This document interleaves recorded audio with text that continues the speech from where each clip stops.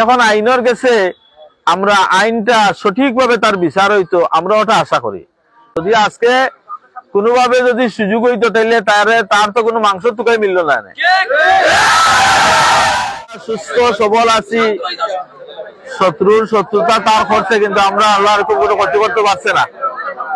বুঝছো নাকি? যা বলছি, আমরা সাইকেলের ক্ষতি হয়েছে, আমরা সর্বোপরি হইলে এখন আমরা আইনের মাধ্যমে চলতে পারব। কথা বুঝাইতে পারছি না, আমরা আইন দিয়ে এত তুলিয়ে আনতে পারতাম না। যদি আজকে কোনোভাবে যদি সুযোগ হইতো তাইলে তার তো কোনো মাংস টুকাই মিলল না।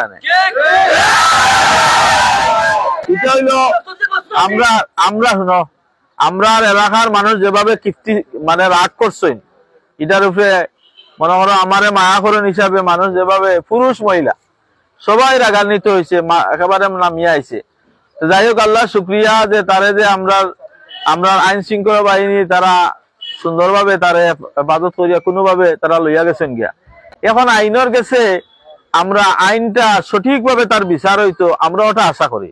একটা আইন দিয়ে আমরা যখন আমরা বঙ্গ হরমারণ অনেকটা আমরা ক্ষতির মাঝে পড়ি দিই গিয়া, আমরা ধৈর্য ধরি দেখি আমরা অবশ্যই আমরা আইনের মাধ্যমে তার একটা সঠিক দৃষ্টান্তমূলক একটা বিচার হয়। এখন হইলো ওটা আমরা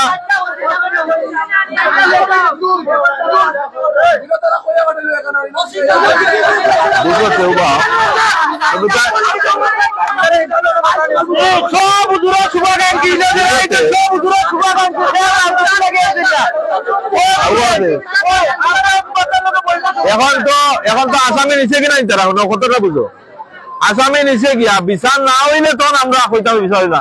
এখন আসামি নিচে তার প্রক্রিয়া যাইব।